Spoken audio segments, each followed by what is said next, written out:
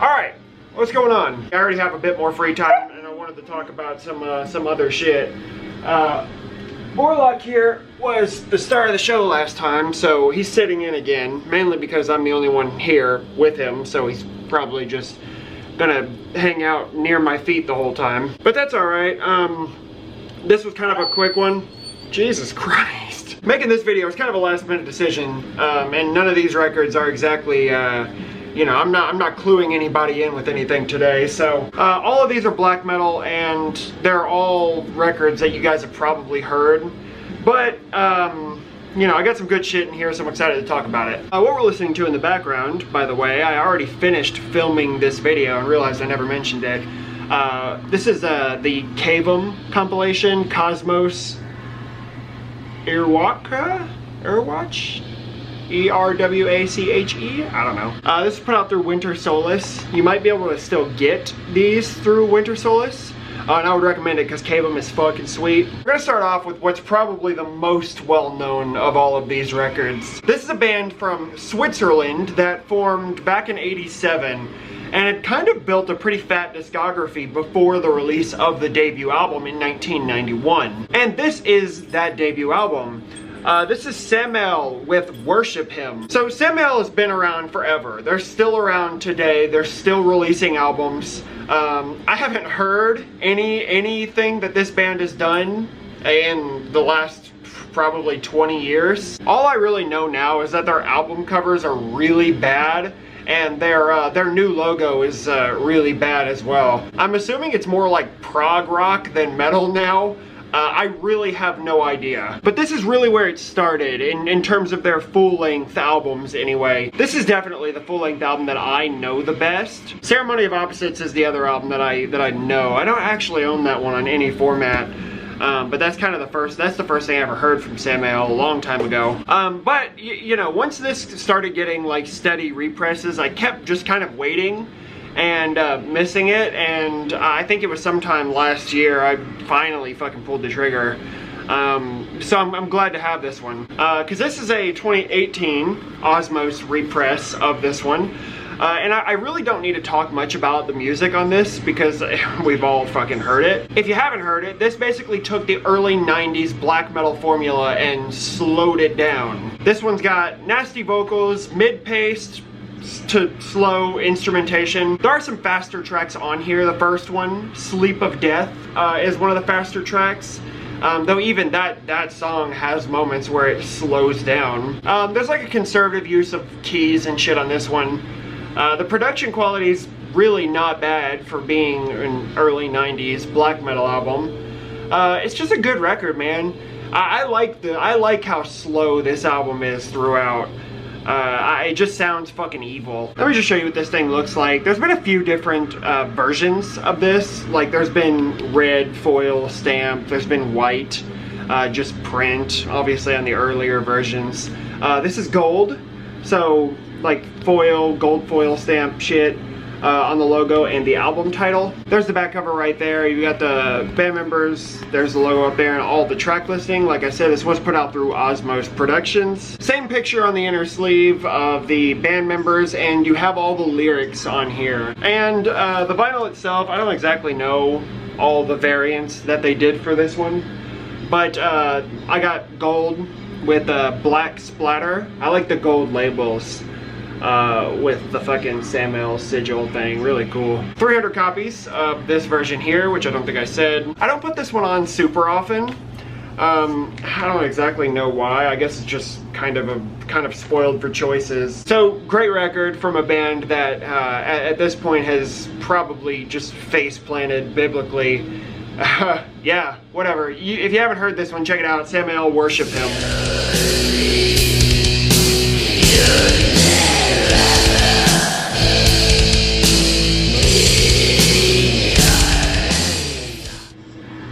He actually fell asleep. Wow. Alright, so next up we have a band that I'm pretty sure I've just never talked about on this channel before. This is Pests with Buried. So Pests formed in Germany back in like '97 and put out 5 full-length albums in total. And it kind of seems like this album might not even really be a full-length album considering the songs are rehearsals and, you know, some of the songs weren't even really done. But I think maybe even the album title of Buried is kind of indicative of that. This band is just, it's no longer active, and it seems like they kind of just made the best of what they had for this release. And in 2011, their drummer died, and the band basically died with the drummer. And this album was written and recorded in 2011, but this album didn't officially come out until 2014. It doesn't sound bad though. The instruments are fuzzy, but it's black metal. There's lots of good riffs on this one. The vocals are kind of like those sort of pained, retched style vocals, which I like a whole lot. Most of this is sort of more mid-paced, but the faster moments on this record are certifiably badass. I like it, man. It's a bummer that the band is no longer an active band, but for everything that this band, you know, did put out, I'd say they've got a pretty solid discography.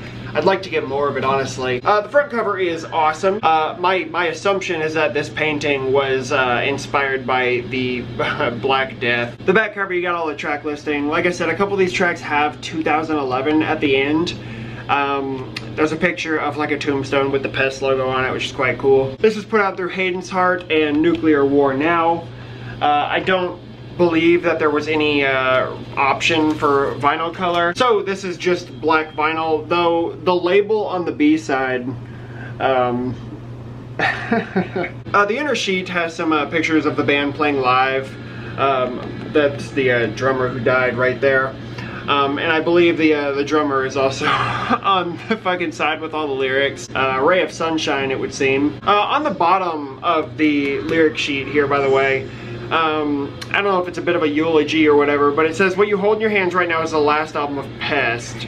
Maroc, drummer and co-founder, died in June of 2011. It basically explains why they decided not to continue Pest after the death of the drummer.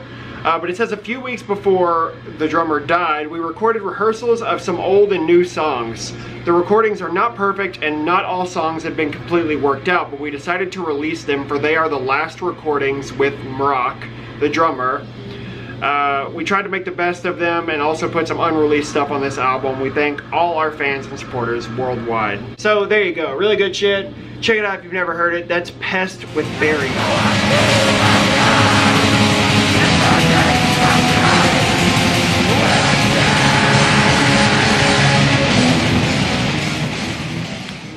Alright, this is actually another full-length album from 1991. This is CVII with Envenom. Weirdly, I think CVII is another band that I've never really talked about on this channel before, despite their discography being fucking miles long. Literally, go to the fucking Metal Archives page of CVII and just scroll. It's fucking insane. I don't know if it's impressive or what, but Jesus Christ.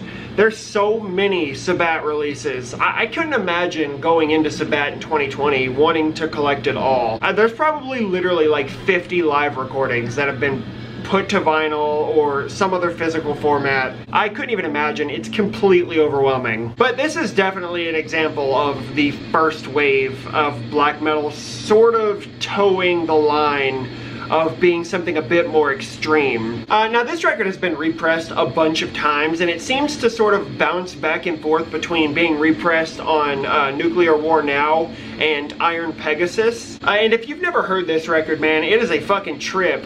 It's around an hour long, and there's a lot of different sort of elements like crammed into that hour. Because some parts of this feel very almost punky.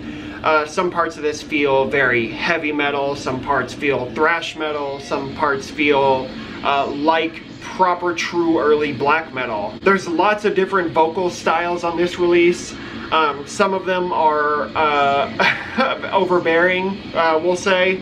The song Carcass Voice is not only my favorite song on this one, but it's also the song that'll just make you sort of scratch your head, because the vocals at the beginning of that song are, I remember the first time I heard it, a long time ago, I actually laughed because they are fucking absurd. But I think it's really cool, and there's some good riffs later on in that song.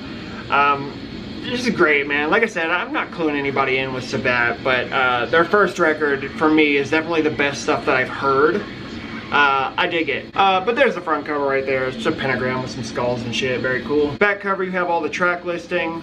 Nuclear War Now and Evil Records, which was the band's original label. This is a gatefold. I like the picture of the two frogs dancing.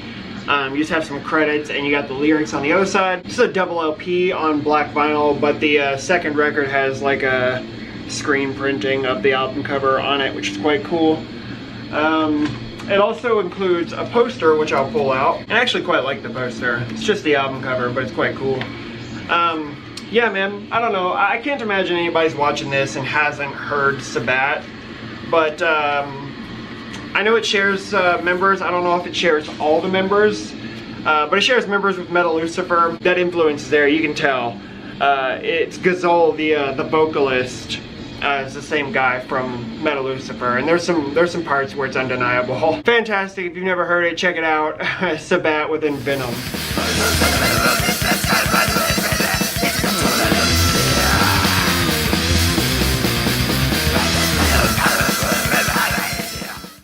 Alright, not much to show with this one, so this will probably be quick. This is Crystal Knocked with War Spirit. So Crystal Knocked was a band, or I guess a one-man project that existed in France.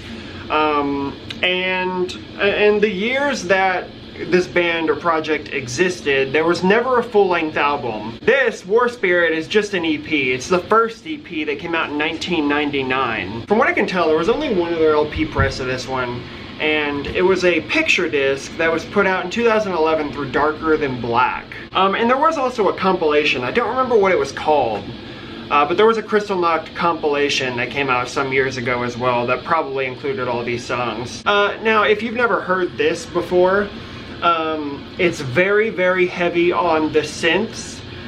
Maybe overbearing for some, not for me. I quite like it. The riffs aren't anything super fucking special, but you know, they're good for being sort of second wave black metal. And the vocals fit right in with that as well. Some of the vocals almost sound kind of dark throny, but yeah, man, it's just a good one. I was glad to see this repressed through Asrar, I think last year, maybe this year, I don't remember. But there's the front cover right there. Sort of just looks kind of like a war-torn town or village or something, but I couldn't tell you where. There's the back cover right there. You got a picture of the man behind Crystal Knocked and all the track listing, including a Graveland cover of Through the Occult Veil. And it was just put on black vinyl. The labels are nothing special, but there you go. So, yeah, I imagine if there's anything in this video someone may not be familiar with, I think the most forgivable is Crystal Knocked. I love this. Like I said, if you're not super into like heavy synth black metal, then maybe steer clear. But besides that, if you dig it, I like this a whole lot. So check it out if you've never heard it. Crystal Knocked with War Spirit.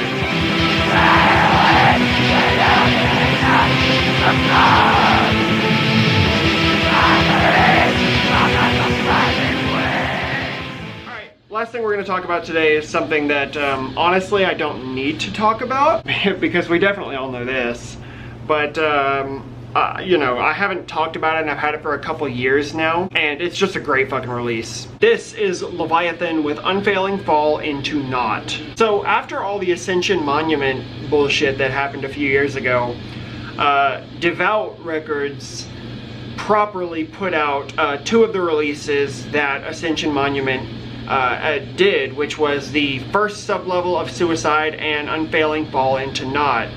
Not only does the quality just absolutely mop the fucking floor with anything Ascension Monument ever did, but it just feels a little bit less scummy to listen to it this way. I bought the Ascension Monument version of Unfailing Fall, and literally it never came. I did get the Ascension Monument version of first sublevel of Suicide, and I just gave it away. Yeah, man. I whatever. Fuck him. I'm glad that this got a proper press. I think it serves as a gigantic middle finger to Blake Judd for being the piece of shit that he's always been. whatever. We all know it. He doesn't have any friends left. Whatever. This is great. Fucking fantastic. If you're not familiar with the tracks on here, this is comprised of the songs that were on the Sapthurin split and the songs that were on the Zaster split. Now, the songs that were on the Sapthurin split already got a standalone release with The Blind Wound, and I have all 4 versions of that. But it was cool to sort of see these songs sort of compiled like this. I honestly think that this compilation is a pretty good, like, summation of the sort of spectrum of black metal that Leviathan deals in. I think if somebody is sort of brand new, never listened to Leviathan, this would be a good place to start. Some of the songs on this one are pretty hypnotic, which I've always thought are some of the cooler Leviathan songs, like the title track, Unfailing Fall Into Naught. Some tracks are a bit more aggressive, like Odious Convulsions, which is another one of my favorites on here. There's actually a part at the end of that song where the focus is just bass and vocals, and they're like those really like throaty vocals, which I think are fucking super cool. And the vocals on Leviathan releases are always pretty varied. Of course, they can be those throaty vocals, they can be sort of more retched highs or the howls, and of course I've always preferred the howly vocals. I think they're super cool. There are a few songs on here that weren't on either of those splits. Judas Iscariot cover, the song Withering Upon Her Kingdom of Was, and a Christian Death cover. Those weren't on the original releases. I guess they just didn't have anywhere else to put them, but whatever, you guys have fucking heard it. There's the front cover. I assume this was created for this release, but I don't know for certain. Back cover right there, Devout Records, like I said, and you got all the track listing. Gatefold, you have the art that was used on The Blind Wound and all the track listing again. And this is a double LP on black vinyl. So, Leviathan creates some of my favorite music on the planet. It's been that way for a while, and I don't see it changing anytime soon. I'd like to hear some new shit, honestly, but who the fuck knows when that's gonna happen. For now, we've got a massive discography to sort of hold us over, so whatever. You can probably still get this, maybe. I haven't looked. I've had it for a couple of years, so yeah, one of the best ever. Check it out, Leviathan, Unfailing Fall Into Naught.